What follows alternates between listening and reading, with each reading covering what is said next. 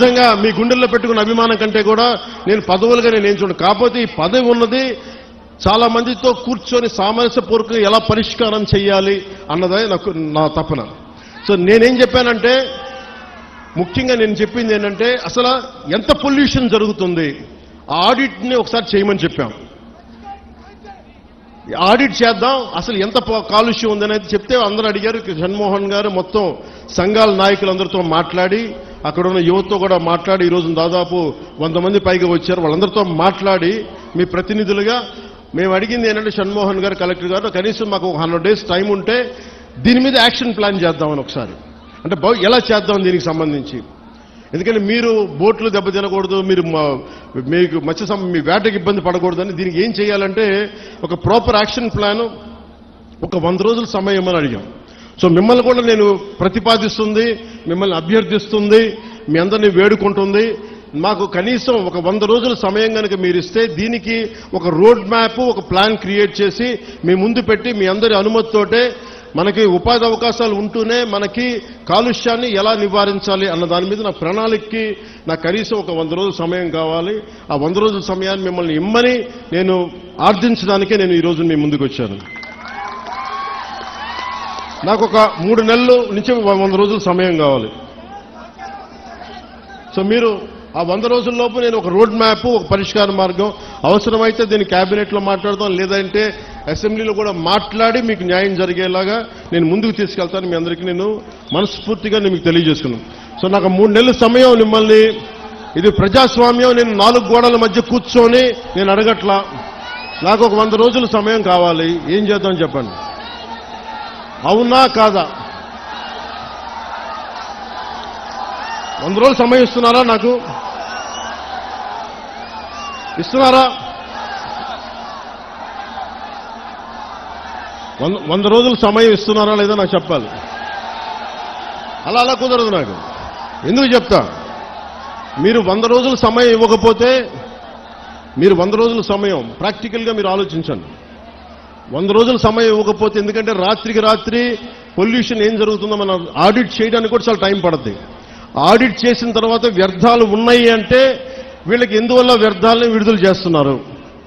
ఎందుకంటే మీరు 4 రోజులు ధర్నా చేస్తే 5వ రోజు పరిష్కారం నిజంగా రాదు.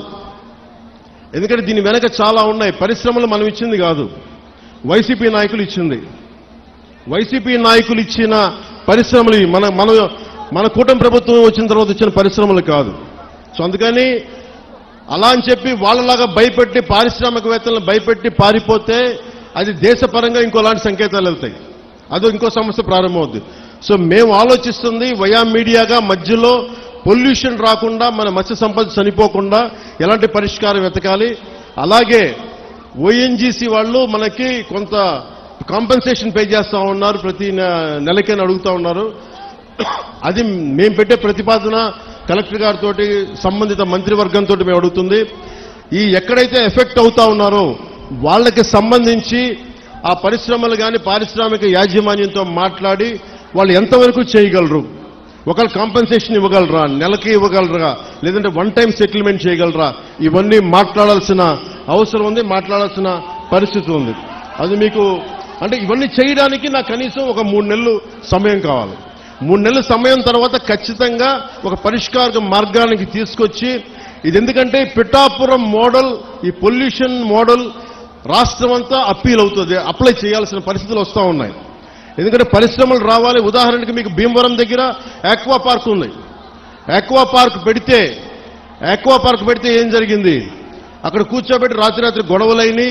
కానీ ఆక్వా పార్క్ పోలీసులు ఛార్జ్ చేశారు, కేసులు పెట్టారు, కానీ పరిష్కారం దొరకలా. మనకు అలాంటి పరిస్థితులు రాకూడదు. నేను ఒకటే చెప్పాను, జనసేన నాయకులకు కావచ్చు, ఇంకే నాయకులకైనా కావచ్చు, ఎవరైనా సరే ఈ కాలుష్యాన్ని అర్థం చేసుకొని దీని మీద ఒక మీకు కథ చెప్పేవాళ్ళు కావాలంటే ఈ రోజుకి మీకు కూర్చోబెట్టి ఆకాశాన్ని చెప్పేస్తా, 3 రోజులు అయిపోతుంది సమస్య, నేను మాట చెప్పేయగలను. నేను మిమ్మల్ని కూర్చోబెట్టి మీ చేత చప్పట్లు కొట్టించుకుని వెళ్ళిపోగలను, కానీ ఏం చేయను. అలా కాకుండా నేను 3 నెలలు ఎందుకు సమయం, 100 రోజుల సమయం ఎందుకు అడుగుతున్నానంటే, చాలా త్రికరణ శుద్ధిగా ఒక మీ సాటి మత్స్యకారులు ఎంత కష్టపడుతుందో అర్థం చేసుకొని దాన్ని ఉద్దేశంలో పెట్టుకొని మాట్లాడుతున్నాను.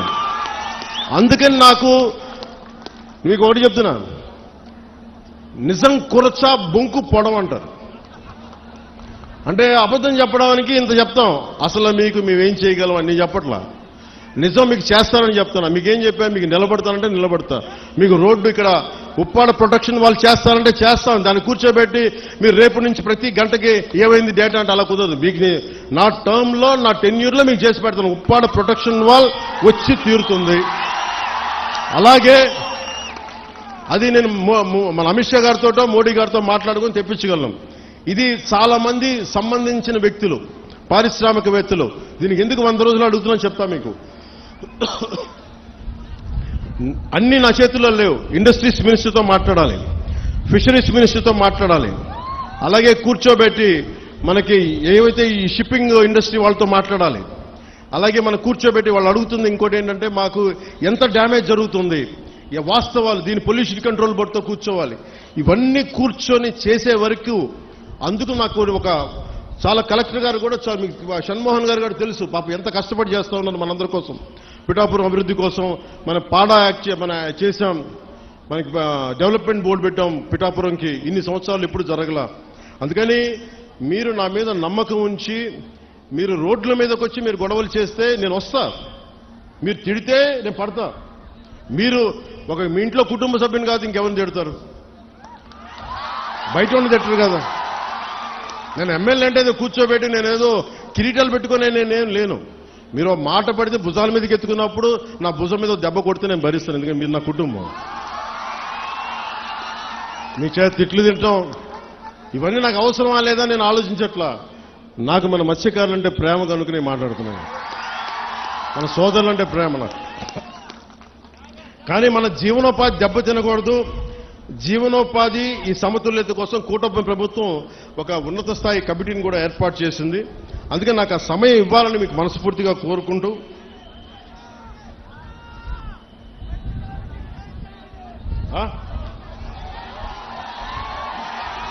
ఒక్క నిమిషం మీరు ఒక్కళ్ళే మాట్లాడండి.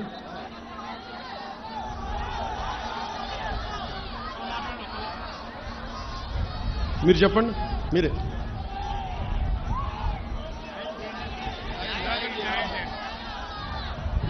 న్యాయం చేయకపోతే ఇంత పెద్ద మీటింగ్ పెడతాం. న్యాయం చేయడానికే కదా ఇక్కడికి వచ్చింది. కాకపోతే ఒకటి చెప్పాను, పారిశ్రామికవేత్తల్ని ఎవ్వరు కూడా రాజకీయ నాయకులు దయచేసి మీకు న్యాయం చేస్తామని చెప్పి మిమ్మల్ని ఎగదోసి పబ్బం గడుపుకుంటే మీరు దయచేసి అలాంటి వలలో పడకండి. అది రైట్ అవ్వదు. మనం ఏమవుద్ది, పారిశ్రామికవేత్తలు బెదిరిస్తే మీకు పర్మనెంట్ సొల్యూషన్ రాదు.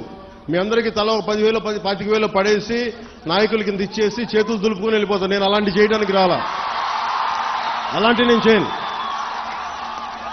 అవసరమైతే ఉప్పాడలోకి వచ్చి మీ చేత తిట్లు తినడానికి సంసిద్ధంగా ఉంటాను తప్ప నేను అలాంటి బ్యాక్ డోర్ పనులు నేను చేయను. సో అందుకని మీ అందరికీ మీరు నా మీద నమ్మకంతో ఉండండి. నేను మళ్ళీ 2 రోజుల తర్వాత 3 రోజుల తర్వాత కరెక్ట్గా నేను మళ్ళీ వచ్చి ఒకసారి పొల్యూషన్ నేను చూసి మీకు ప్రతి 10 రోజులకు ఒకసారి నేను మీరు ఒక కమిటీని ఏర్పాటు చేయండి. నేను అది అలాగే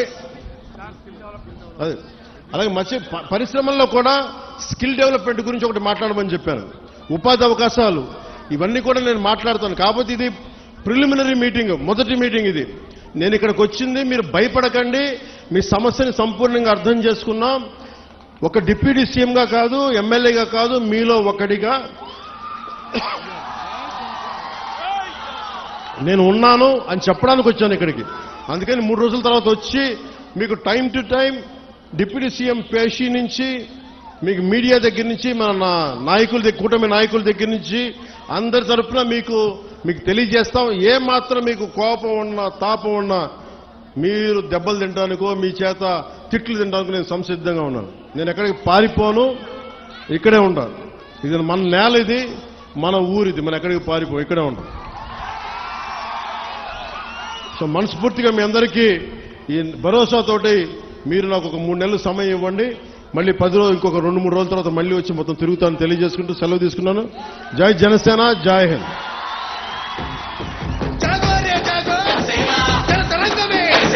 యువతకు నేస్తాం